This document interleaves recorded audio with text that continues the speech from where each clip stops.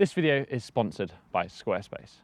Movement is medicine, and today I've got a dose for your back and spine. We want to move away from that restrictive neutral spine position and experience all the different ranges and planes that the back is capable of. Starting from beginner with zero equipment to some loaded flexibility drills, these 5 exercises are going to have your back bending better.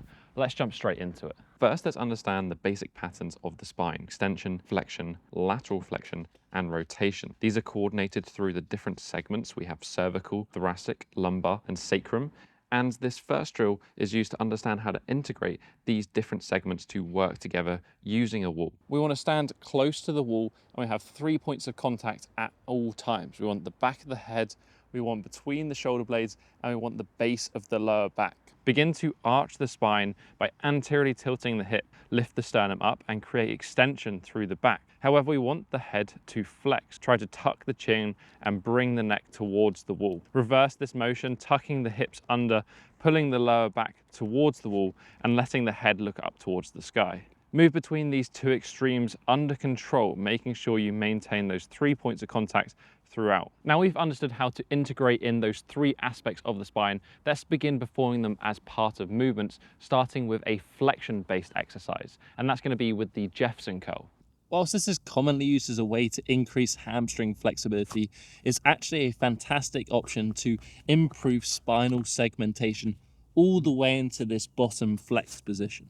I'd recommend starting without weight and getting a grip of what the movement feels like. Begin standing by tucking the chin and then rolling forward, imagining that you're working down vertebrae by vertebrae. Note that this isn't a hip hinge. A common mistake here is to push the hips back and start tilting them too early. Instead, try to keep them tucked, trying to reach the hands down, getting a good hamstring and back stretch. When returning back up, reverse this. So try to tuck that pelvis under first and then follow back up the spine, keeping the head tucked until you've reached the top. To further strengthen this movement, we can simply add load by holding a weight. It is important, however, to not compromise the quality of this exercise by chucking excess load. I'd recommend that you start off slow and progressively build up. Now let's reverse that movement and experience some extension. Back extensions are an amazing drill, but we really want to emphasize the extension here. For zero equipment, let's start prone, but ideally having the feet anchored on something like a wall or a sofa if you can. Like the Jefferson curls, we're going to start from the head. So begin looking up and then following this down the spine, lifting the shoulders, the sternum, and the arms, which can reach up and back behind you, allowing the hands to supinate. Think about squeezing the glutes and pressing the hips into the ground, lifting into the biggest arch that you can manage. If this is too challenging for you, then we can give ourselves some assistance by pushing out of the ground with the hands to lift up, still consciously thinking about using the back actively.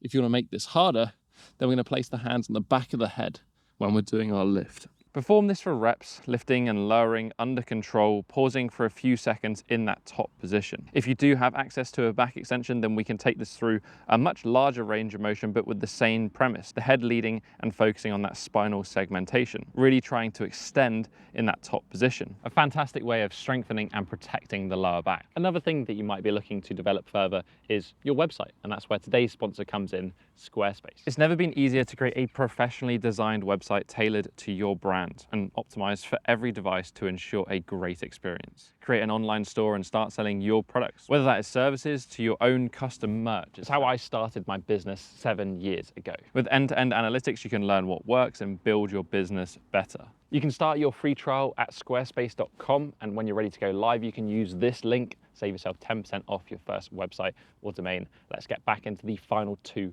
patterns of spinal flexibility. So we've stuck a lot in that sagittal plane. Let's explore the other 2 planes that we have, starting with the transverse or rotation of the spine. We want to focus on the rotation coming from the spine rather than letting the hips taking over. So let's anchor the hips by lying on the side and tucking them up to 90 degrees. With both arms stretched out at 90 degrees, reach the top arm out and begin to draw the biggest circle around the upper body. Circle the arms slowly, keeping the hand in contact with the floor the entire time. If you get to a point where you kind of feel stuck, think about trying to take a nice deep inhale, trying to expand the rib cage as much as possible.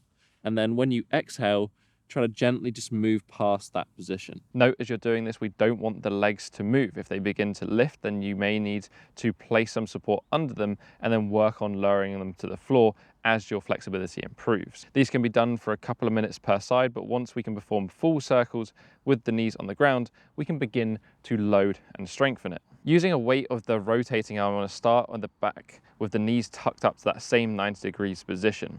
Lower the knees to one side and the arm to the other, but focusing on having 3 points of contact with the floor at all times. So that's both shoulders need to be pinned down and then the hip of the side that you're rotating to.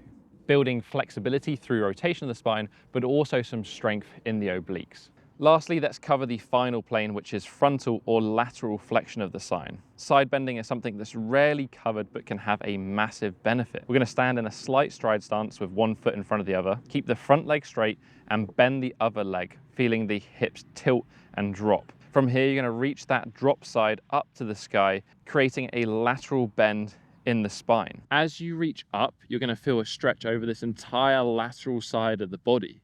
You can increase this stretch further by reaching down with the other side arm, bending deeper into that stretch. Again, for those wanting to build strength here, we can simply add weight to this movement. On the non-stretching side, you're going to hold some weight, and we're going to focus again on reaching down into maximum side flexion. Like all these drills start off lighter and build up the load, I would say the focus is on restoring full range of motion first. So there are 5 movements to have your back and spine moving better. I really quite like the body weight variations of this exercise, something to add on a daily basis as a bit of a grease the groove, potentially as a warm-up or a cool down. If you notice that you struggled with one of these exercises, then I'd perhaps focus on that one and you might find that it opens up a whole lot of different range. As always, I'd love to hear from you. Let me know in the comment section down below what you thought of all of these, maybe if I missed something.